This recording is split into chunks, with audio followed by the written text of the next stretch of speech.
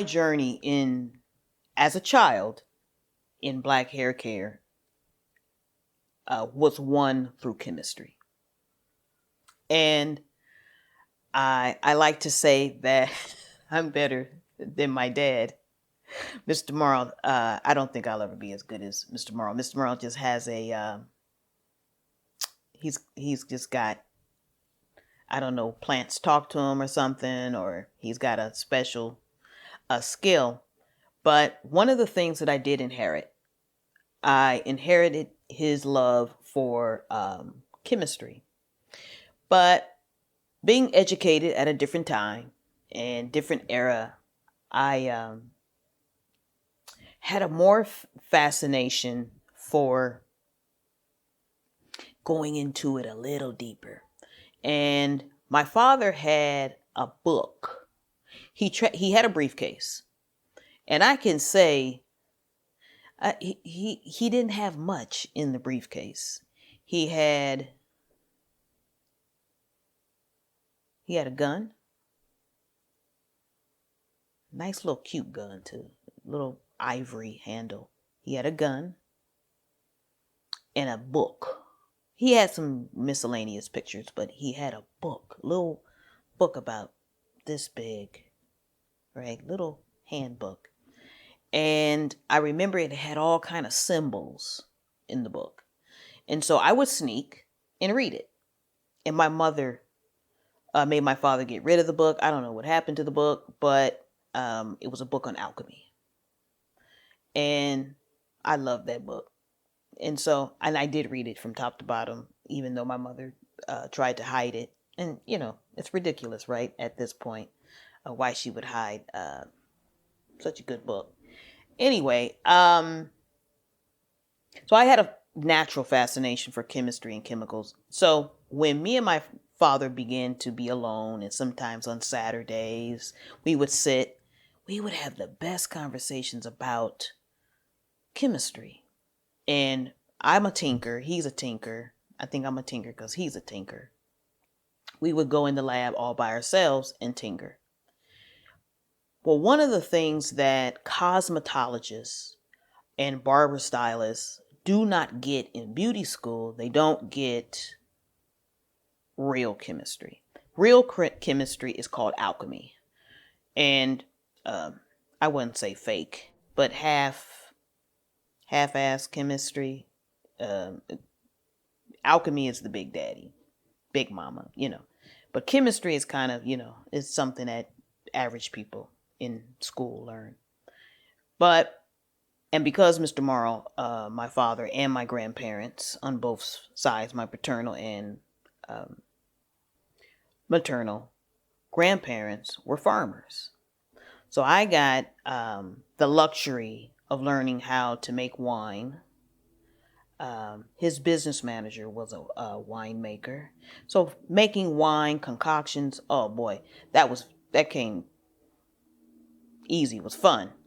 So one of the things that cosmetology does not teach is how to manipulate the chemicals that cosmetologists and barber stylists use in their everyday practice is really a disservice, which means that ultimately you have a skill set that you have no idea that you use some of these chemicals. You use a lot of you use everything from lye, peroxide. You use some of, I remember calling into the FDA one time, and I wanted a formula that was not on their website. Websites in 2001, 2002, and they weren't really as elaborate as they are today. But I will say, the guy on the phone asked me, was I trying to build a bomb? And I says, no, I'm trying to make a relaxer. And that just puts in perspective how dangerous these chemicals are. But I wanted to take the time in this module, the chemistry lie, and that is LYE, and how these myths get started. And so, what is lie? And I wanted to be able to talk about how these things get mixed up, how the language and the lexicon of all that is hair care, our terms and our language, how do these things get confused? And the lie relaxer got its language from soap. And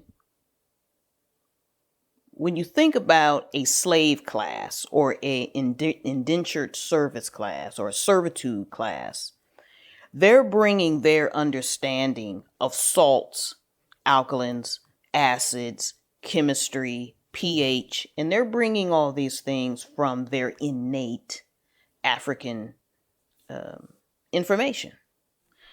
And Europe at that time only had surface level information due to very early or little, let me say, just little grooming. They just did not have enough history on in where we were in terms of our many thousands of years of hygiene and grooming and perfumes and alchemy and distillation and just science and in the whole 9 yards. But when Black people began to understand that lie was merely a word for alkaline, which means to dissolve. To dissolve. And we did not, in cosmetology, did not understand that sodium and lye are not the same thing. Sodium is natural. Calcium is natural. Lithium, natural. Magnesium, all of those are what we call minerals. They belong to the mineral kingdom. So when we begin to concoct that kind of a formula, for lack of a better word, it was a bunch of animal fat and potato starch with what we call lye, which is high in alkaline, but not to be mixed up with salt, sodium, because they're not the same thing. So in terms of relaxer, the relaxer in and of itself began to dissolve. And in the cosmetology salon as we know of today, maybe because Europeans didn't understand them, they begin to write sodium lye, which is hydroxide. They begin to put it into the beauty books wrong. From when Europeans put relaxer technology or relaxer formulations into the beauty books, they put it in wrong. They began to say that, and let me just say this. Sometimes when it comes to beauty, Europeans, when it comes to a different texture, and believe me, cosmetology in the white legislation, they've never gotten it right. They have absolutely no idea what textured, curly-haired people, Afro curly textures, they don't understand it in terms of science. So they thought sodium relaxers did the same thing as permanent waving. So they put it in the cosmetology books, chemical activity. They put it in the beauty books as it had the same action on the hair strand as permanent waving. So black people begin to copy and say, no, relaxers didn't dissolve anything. It changed and rearranged the bonds.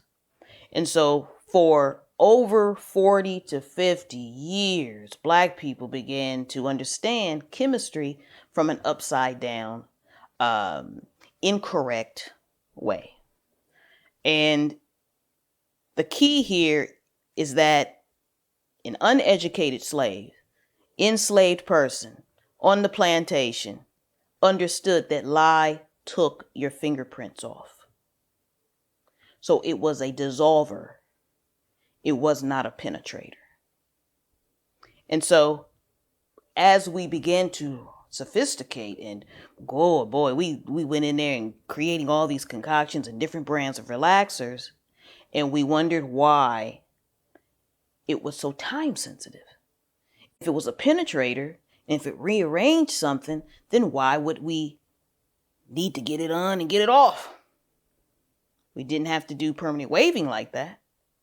We didn't have to rush and get the permanent wave lotion off, And it's just, here you are wrapped up into a chemical relationship with yourself based on European thought process and education.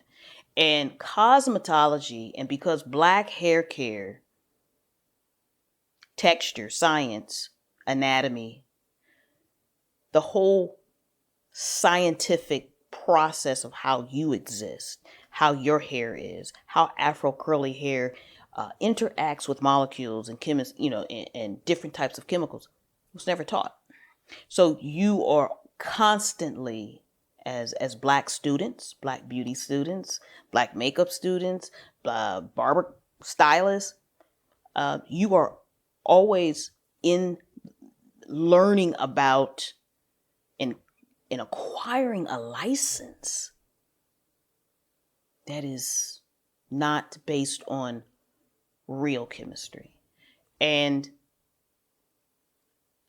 I feel ultimately responsible to talk about this because just from 9 years old, I have really been a chemical geek, and Mr. Morrow has probably, and I can say this not just because he's my dad, but probably the greatest genius, a chemical genius, black hair care has ever had. And I look back in the several 50 to 60 thick books of formulas from 1975, 1969, all the way up to 1988, 1990s, even to 2007 and 2012.